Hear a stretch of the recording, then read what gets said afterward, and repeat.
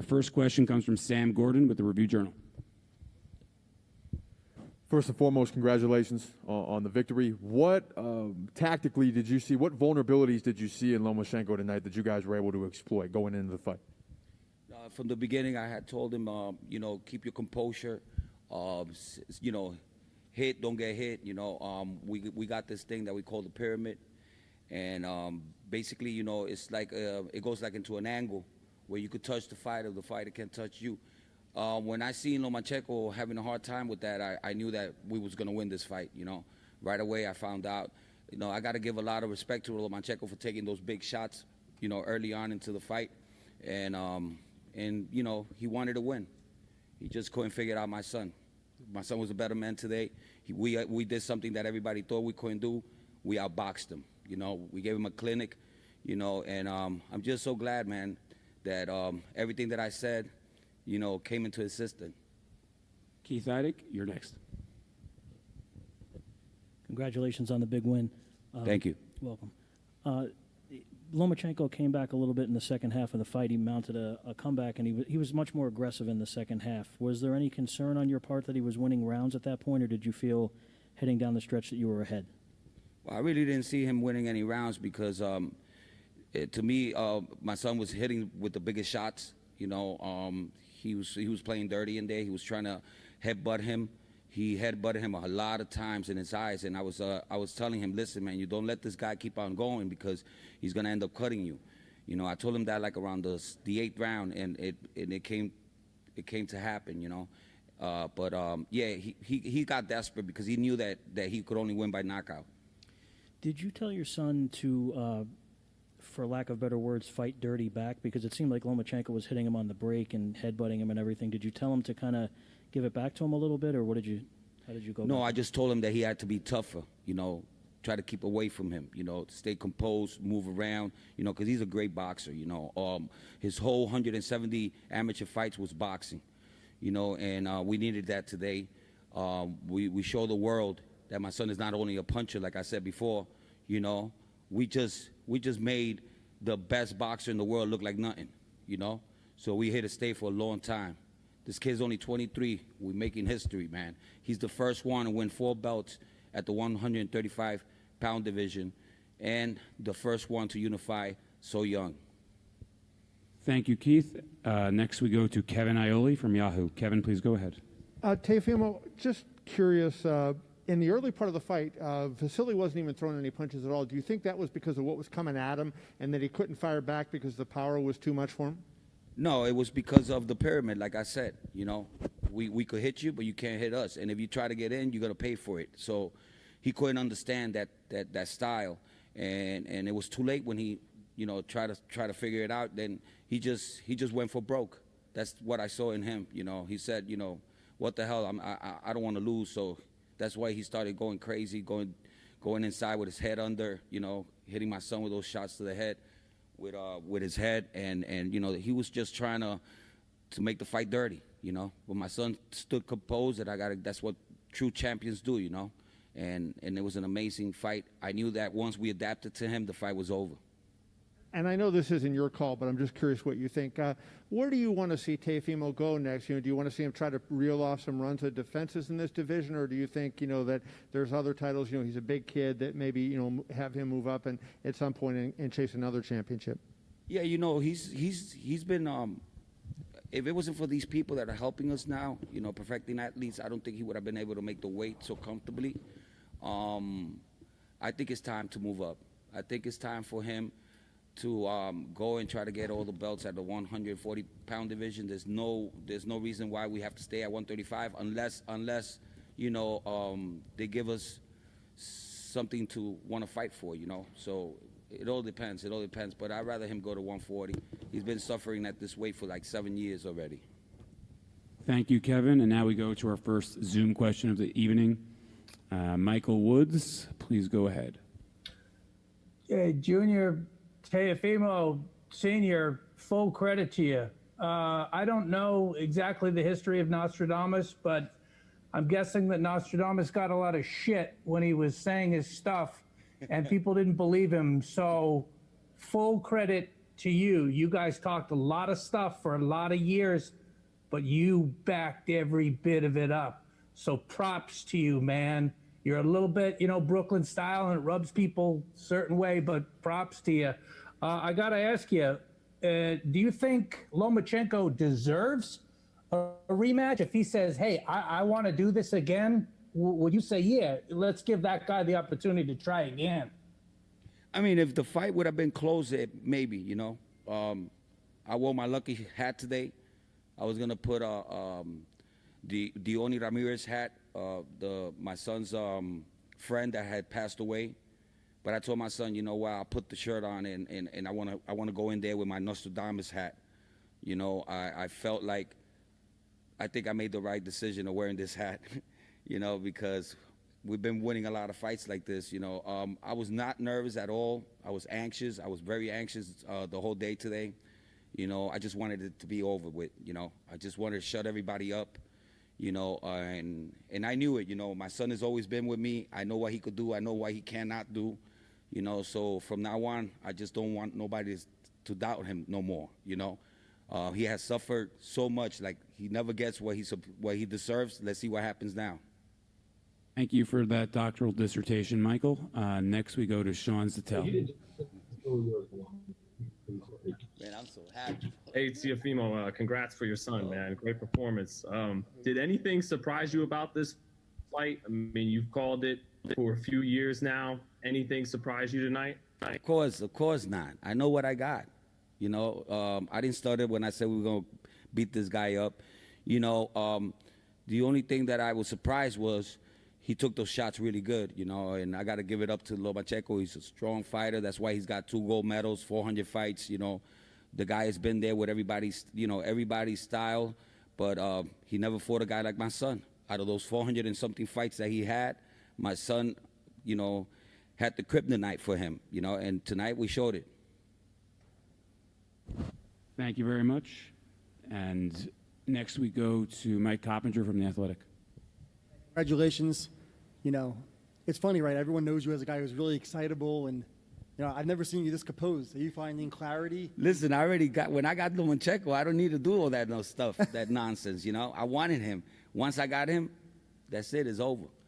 I wanted him in the ring. I wanted the opportunity, and God gave it to me. I knew that. That's why I knew we was going to be successful, because what we went through to get this fight is almost impossible.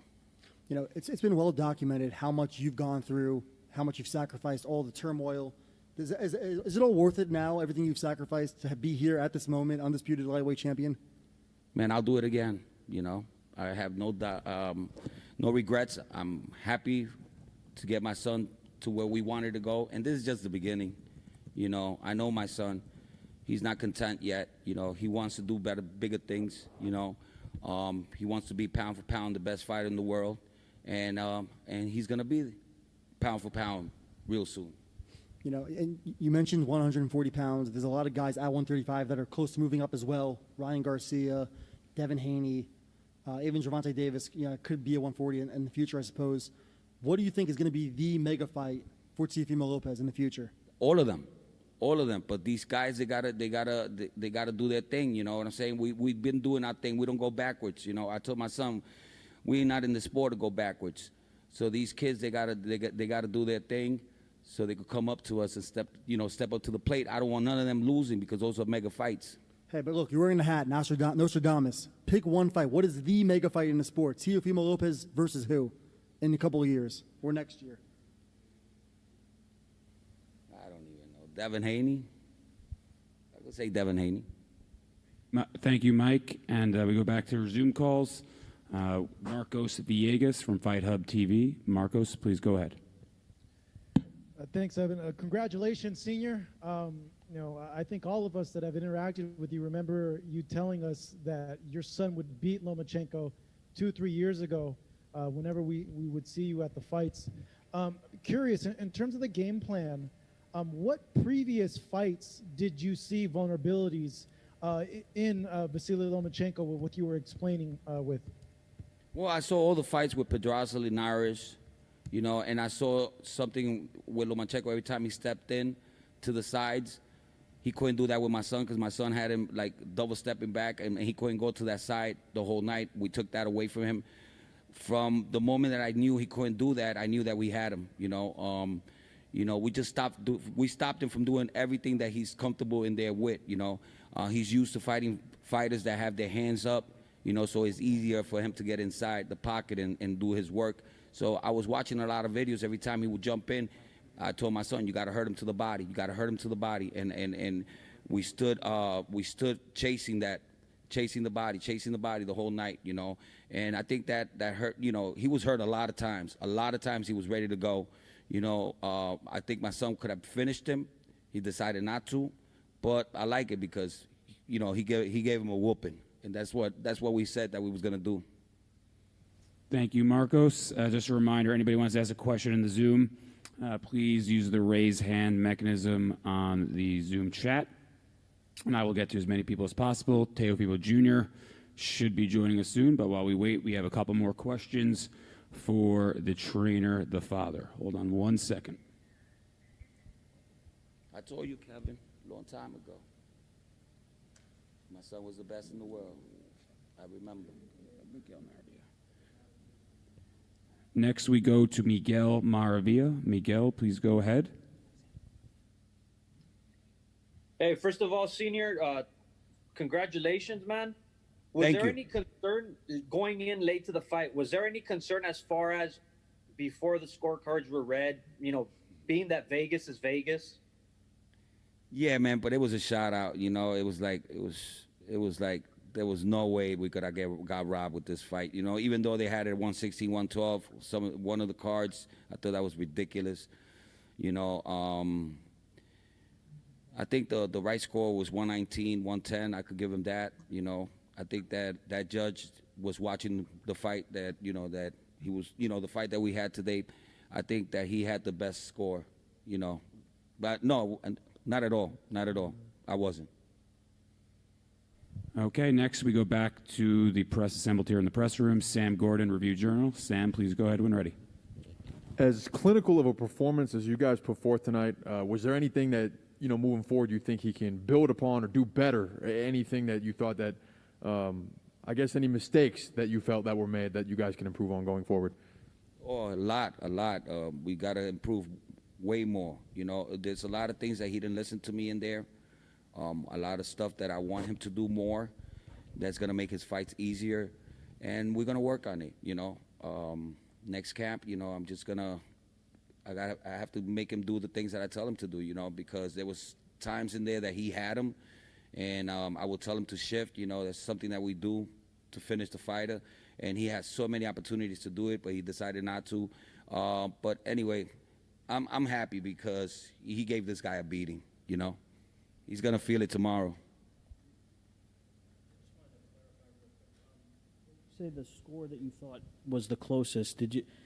You mean 119, 109 because it was a woman? It was 109? Yeah. Yeah, it was 119, 109, but it was a woman, you said. I just wanted to make sure. Julie Letterman was she's the one that got it right. I thought that we were so much ahead in the fight. I mean, going into the 8th round, I told him, yo, you won every round. This guy could only stop you by knocking you out, so just be careful, stay composed. He's going to try to take you to deep waters, so just be careful, and watch your head because he's trying to hit you with his head, he's trying to headbutt you, so just be careful, and I told him, you're going to get cut. This guy's going to cut you, let's take him out, man, take him out. Don't let him do that to you. And it happened, but it's okay. I'm happy. It's the best way we could have won. It's better than knocking this guy out because now the world knows that this kid's the best boxer out there and puncher. And next we go back to Zoom with Steve Kim. Steve, I know you have something to say to Senior. Steve, please go ahead. Tio, what's going on? I told you, baby, the takeover. Yeah, I have a question, 2 questions. Number one, how much vindication do you feel over this victory? Man, I'm 100%, man. Vindication. I mean, I started this with my son, with nobody around me. He was a little kid. He was only 4 years old when I started this mission. It took us a long time, 18 years, man, but we're here. I'm so happy. I don't know I have no words to explain, man. I was walking around and I was like trying to pinch myself, make believe like, am I dreaming, man? Don't wake up. You know, I was so excited. But yeah, man, I feel really happy for accomplishing this. But this is only the beginning. And Teo, my other question is this. I know the last couple of camps, you guys have gone away to Flemington, New Jersey. And I know your son has said it's more structured.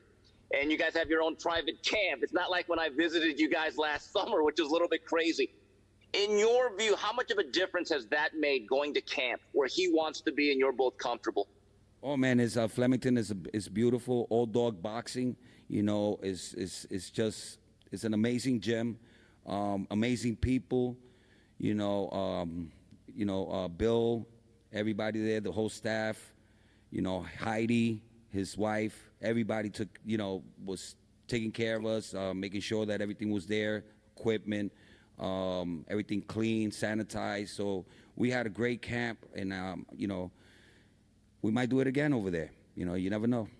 All right, Teo, thanks. By the way, I think you're going to sleep with that WBC belt on tonight. That's the feeling that I'm getting. Yo, Good about night, time, man. About time, man. How long did I wait for this, Everybody about Papachenko here, Papachenko there. I told everybody, all that stuff that they do, man, is just to hype everybody up, I already knew it. So, as long as I know it, I don't care who says what, But now, I just want Papachenko to go back to Ukraine and give his son a couple more dance lessons. Hey Fight fans, it's Michelle Joy Phelps. If you haven't already subscribed to our YouTube channel, make sure you do so by clicking this icon right here, or else